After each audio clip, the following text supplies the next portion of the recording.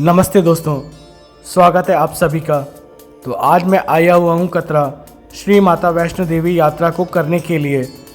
सबसे पहले Katra bus station पहुँचकर मैंने यहीं पर बने हुए RFID सेंटर से अपना RFID कार्ड बनवाया। यहाँ आपका आधार कार्ड भी देखा जाता है।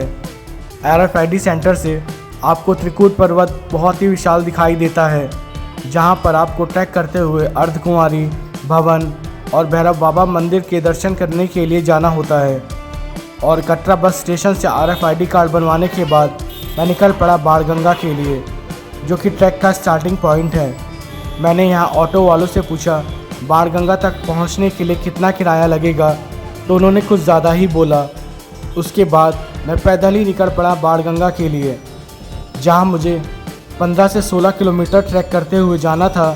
भवन और भैरव बाबा मंदिर में दर्शन करने के लिए वहाँ 1 किलोमीटर और ऐड हो जाएगा, तो क्या ही दिक्कत है। बस स्टेशन से बाणगंगा की दूरी 1 किलोमीटर के अराउंड पड़ती है।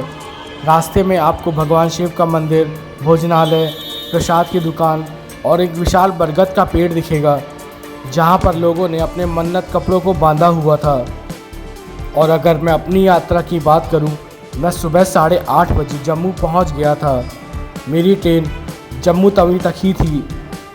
जम्मू पहुंचने के बाद रेलवे स्टेशन पर पता किया कि कटरा के लिए कोई जल्दी ही अवेलेबल ट्रेन है या नहीं। फिर इंक्वायरी रूम से पता चला कि 11 बजे ट्रेन आएगी। फिर मैंने सोचा 2.5 घंटे वेट करने से अच्छा है मैं बस से ही निकल जाता हूं।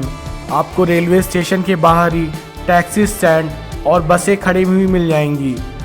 बस आपको 2.5 घंटे में जम्मू से कटरा पहुंचा देती है। बस का किराया जम्मू से कटरा तक के लिए 100 रुपये पड़ता है। जम्मू से कटरा की दूरी 78 किलोमीटर के अराउंड है। रास्ते में बाणगंगा जाते हुए ये काली माता का, श्री राम का और शिव जी का ये विशाल मंदिर पड़ा। यहाँ पर प्रणाम करके मैं आगे बढ़ चला बाणगंगा के लिए। मैं यहाँ वैष्णो देवी दूसरी बार आ रहा हूँ। इससे पहले मैं 2018 में यहाँ आया था। यहाँ आना अपने आप में ही एक बहुत अलग एक्सपीरियंस है। यहाँ आपको साइड में ऑटो भी खड़े हुए मिल जाएंगे, जो आपको बस स्टेशन और रेलवे स्टेशन या फिर आपको कटरा भी जितने भी घूमने वाली जगह और मंदिर है वहाँ आपको ले जाएगा। कटरा घुमाने के लिए ऑटो वालों का कुछ फिक्स अमाउंट रहता है। अगर ग्रुप में 3-4 लोग होते हैं तो ऑटो से घूमने में कोई दिक्कत नहीं है, लेकिन मैं अकेले ही यात्रा कर रहा था। मैं चलते चलते आखिरकार पहुंच गया बाणगंगा। यहाँ आपको एक बड़ा द्वार देखने को मिलेगा, जो कि आपका स्टार्टिंग एंट्री पॉइंट है। आगे बढ़ने के लिए यहाँ सिक्योरिटी में आपका बैग भी चेक होता है और सिक्योरिटी वाले आपको भी चेक करते हैं कहीं कोई आप नशीली चीज़ या हथियार तो लेके नहीं जा रहे हैं।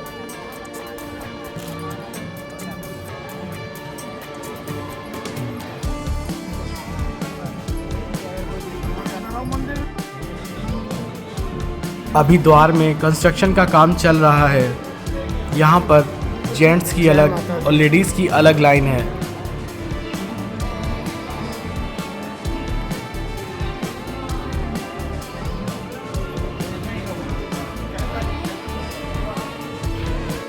यहाँ सिक्योरिटी पॉइंट पर खुद को चेक कराने के बाद और बैग चेक होने के बाद अब मुझे बढ़ना था ट्रैक में आगे, जहाँ मुझे दर्शन करने के लिए जाना था अर्धकुंवारी भवन में और भैरव बाबा मंदिर में दर्शन करने के लिए।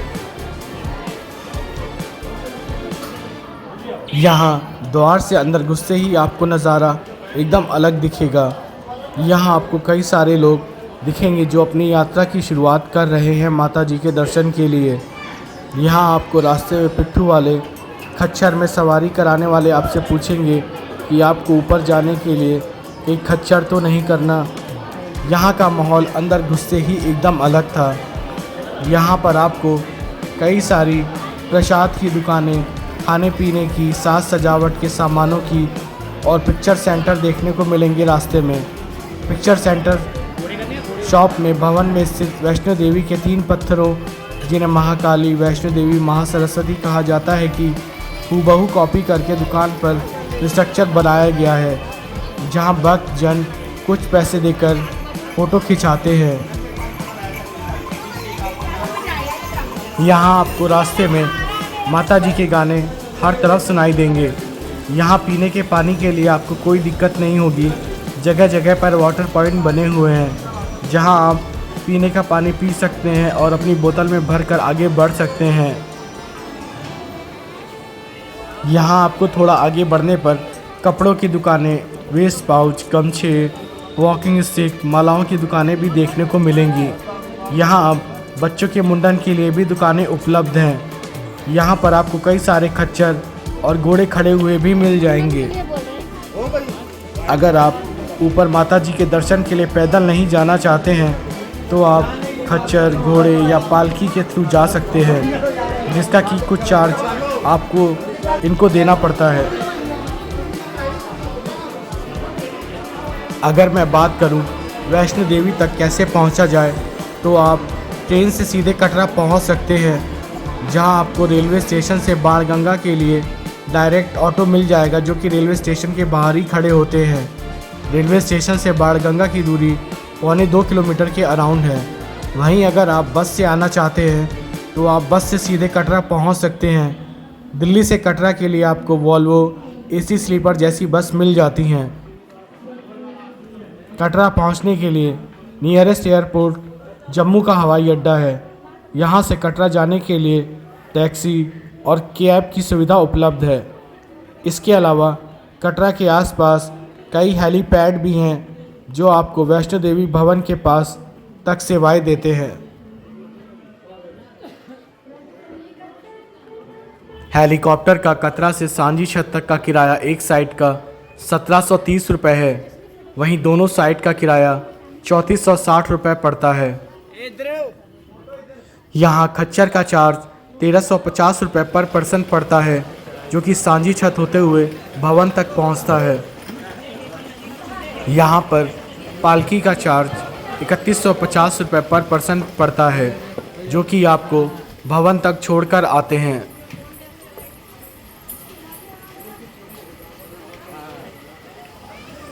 यहाँ पर रास्ते में आपको बाथिंग घाट भी देखने को मिलेगा, जहाँ श्रद्धालु लोग नहाने के लिए जा रहे थे। ऊपर माता जी के दर्शन करने से पहले यहाँ का पानी काफ़ी ज़्यादा साफ़ सुथरा और बहुत ही ज़्यादा ठंडा था। यहाँ पर नहाने के बाद श्रद्धालु लोग आगे बढ़ चलते हैं भवन और अर्धकुमारी में दर्शन करने के लिए। मैं रास्ते में रुकते रुकते ऊपर बढ़ रहा था। यहाँ पर रास्ते में बीच में एक लेडी दंडवत शीश झुकाकर प्रणाम करते हुए आगे बढ़ रही थी। कमाल की हिम्मत है इनमें।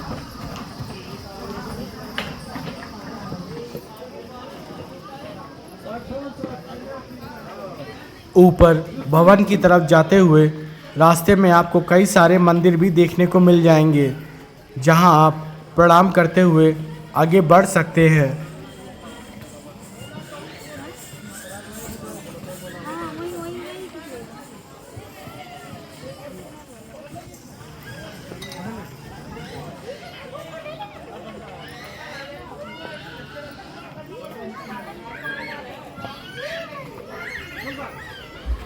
मैं जब यहाँ पर 6 साल पहले आया था, तब मुझे यहाँ पर इतनी सारी दुकानें देखने को नहीं मिली थी रास्ते में, जितने की आज देखने को मिल रही हैं। अब यहाँ पर दुकानों की संख्या बहुत ज़्यादा हो गई है। यहाँ पर थोड़ा आगे बढ़ने पर जगह जगह पर क्लीन टॉयलेट्स भी बने हुए हैं। यहाँ आपको पहाड़ की ऊंचाई में बना हुआ एक मंदिर भी दिखाई देगा, जो कि वीरान पड़ा हुआ है और आधा अधूरा बनाकर छोड़ दिया गया है। धीरे धीरे मैं ऊपर चढ़ता जा रहा था, लेकिन रुकते रुकते, क्योंकि मैं अकेला था इसलिए बस आगे बढ़ता जा रहा था।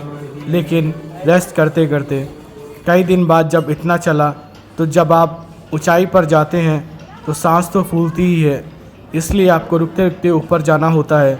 और मेरी पीठ पर मेरा ट्रैवल बैग भी टांगा हुआ था। वज़न के साथ ऊपर बढ़ना हमेशा थोड़ा कठिन होता है। यहाँ ऊपर बढ़ते हुए आप हमेशा एक चीज़ का ख्याल रखें, कभी भी आप हैवी खाना ना खाएं। रास्ते में रुक रुक कर आप पानी पीते रहें, छाछ लें, खीरे चने आदि लेते जाएं। हल्का खाना और बॉडी को हाइड्रेटेड रखें। मैंने रास्ते में रुक रुक कर ऊपर भवन तक पहुंचने तक 8 से 10 डिब्बे छाछ लिए थे, खीरे खाए, चने खाए। ऊपर बढ़ते हुए आपको रास्ते में कई सारे मंदिर देखने को मिलेंगे। मैं किसी मंदिर में अंदर तो नहीं गया, बट माता जी का नाम लेकर हर मंदिर को बाहर से प्रणाम करके मैं आगे बढ़ता रहा, जब तक मैं अर्धकुमारी, भवन और भैरव बाबा मंदिर नहीं पहुंच गया। यहाँ रास्ते में एक दुकान में रुककर मैंने खीरे और साथ में चने खाए।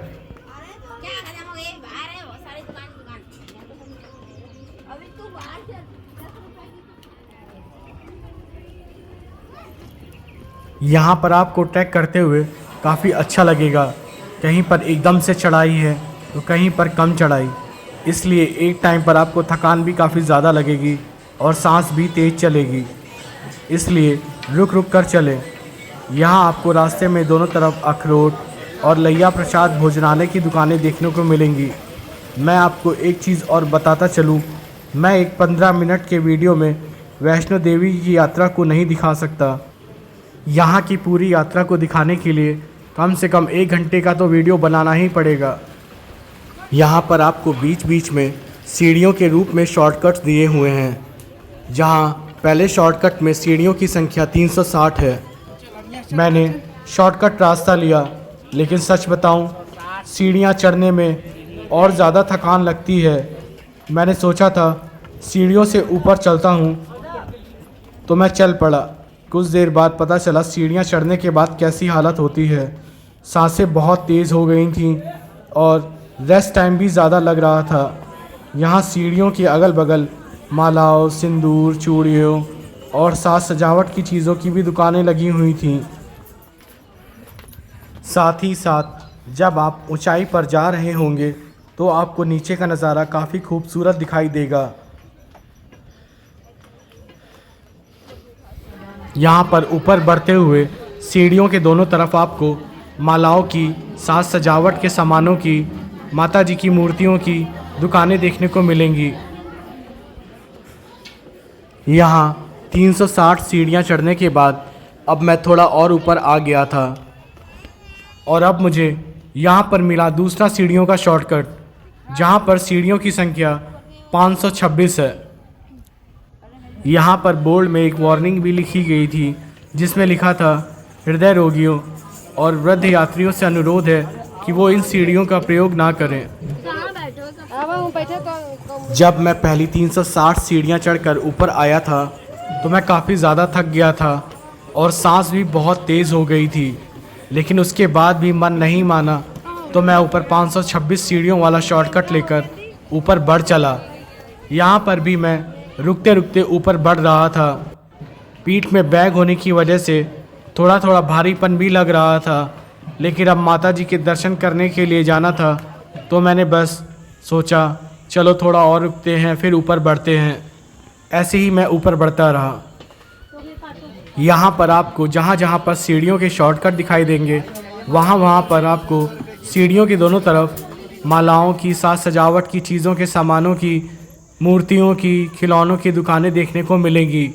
जब आप सीढ़ियों से ऊपर बढ़ रहे होंगे तो यहाँ से नीचे देखने पर नज़ारा काफ़ी खूबसूरत दिखाई देगा। गलती कर दी सीढ़ी लेके ब्रो। मैंने सीढ़ियों वाला शॉर्टकट तो ले लिया था, लेकिन मन भी नहीं मान रहा था। सांस भी बहुत तेज़ चल रही थी और थकान भी बहुत जल्दी लग रही थी, इसलिए मेरा रेस्ट टाइम भी सीढ़ियों पर कुछ ज़्यादा हो रहा था।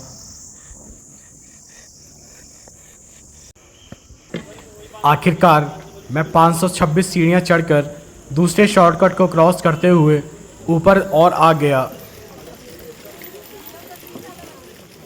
पहली बार में 360, दूसरी बार में 526 और तीसरी बार में 100 सीढ़ियाँ चढ़ने के लिए तीसरा शॉर्टकट मैंने ले लिया। आखिरकार मन मानता ही कहाँ है, इसलिए मैं सीढ़ियों से चल पड़ा ऊपर। अब धीरे धीरे ऊपर चढ़ते हुए सांस तो फूल रही थी, लेकिन साथ ही साथ शरीर भी अभ्यस्त हो रहा था।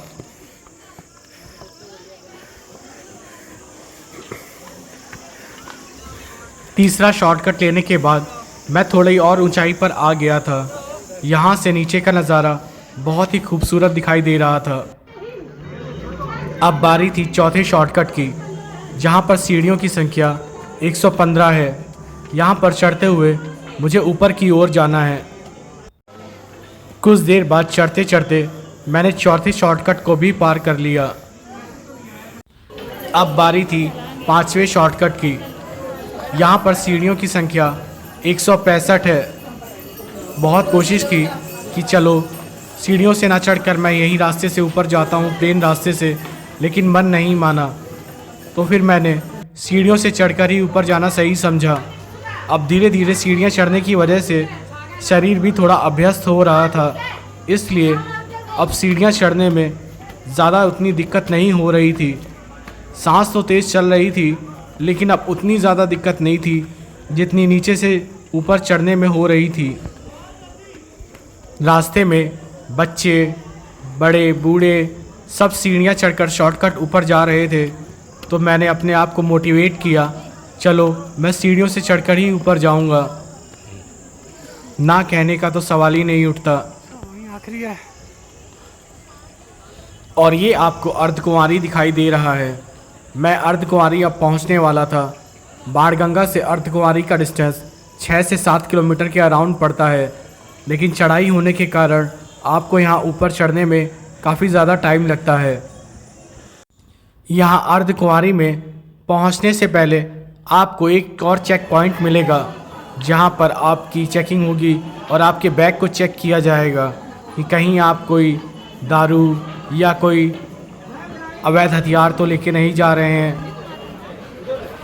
जब आप अर्धकुंवारी पहुंचने वाले होंगे तो आपको रास्ते में कई सारी स्नैक्स की दुकानें देखने को मिलेंगी, जहां आप समोसा, ब्रेड पकौड़ा, मूंग की दाल के पकौड़े, जलेबी, रबड़ी, कोल्ड ड्रिंक्स, चाय, आप यहां पर रुककर नाश्ता कर सकते हैं। यहां पर मैंने रुककर छाछ के 2 डिब्बे लिए, छाछ पी तो थोड़ी शरीर को सुकून मिला। उसके बाद कुछ देर यहाँ रुकने के बाद मैं बढ़ चला आगे। यहाँ पर रास्ते में आपको विश्राम स्थल भी देखने को मिलेगा, जहाँ पर आप रुक कर नहा सकते हैं या फिर टॉयलेट भी जा सकते हैं। यहाँ पर फ्रेश होने के बाद आप आगे अर्धकुंवारी की तरफ बढ़ सकते हैं। अर्धकुंवारी पहुँचने के बाद मुझे ऐसा लगा जैसे मैं किसी हिल स्टेशन में पहुँच गया हूँ।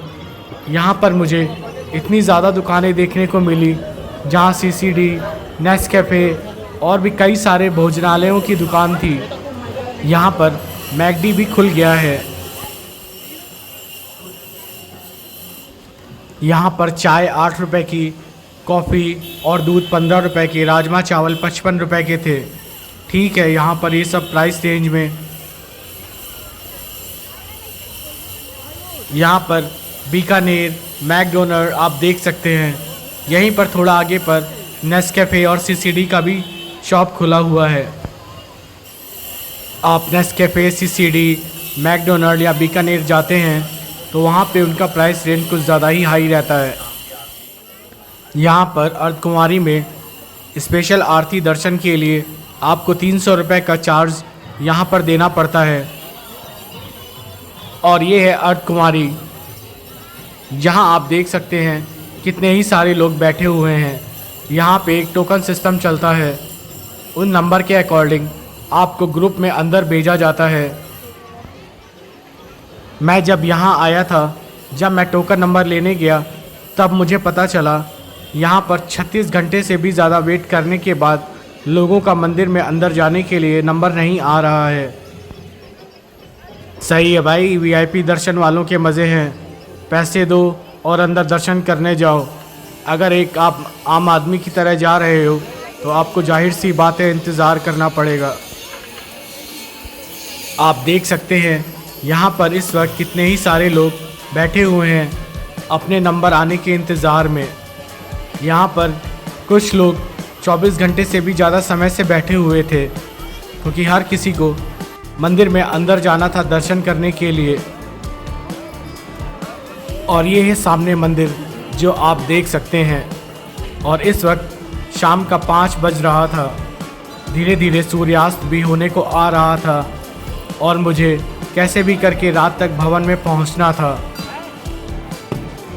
और अब यहाँ पर मैंने अपना टोकन नंबर दर्शन करने के लिए ले लिया था। और अब आप देख सकते हैं यहाँ पर जब लोगों का टोकन नंबर आता है तो लोगों को कुछ इस तरह से बैठा दिया जाता है। यहाँ पर उनको इंस्ट्रक्शन दिए जाते हैं। यहाँ पर शाम का नज़ारा काफ़ी खूबसूरत था और अब शाम होने को आ रही थी, इसलिए मौसम भी थोड़ा थोड़ा ठंडा होता जा रहा था। यहाँ पे शाम का नज़ारा बहुत ही ज़्यादा खूबसूरत लग रहा था।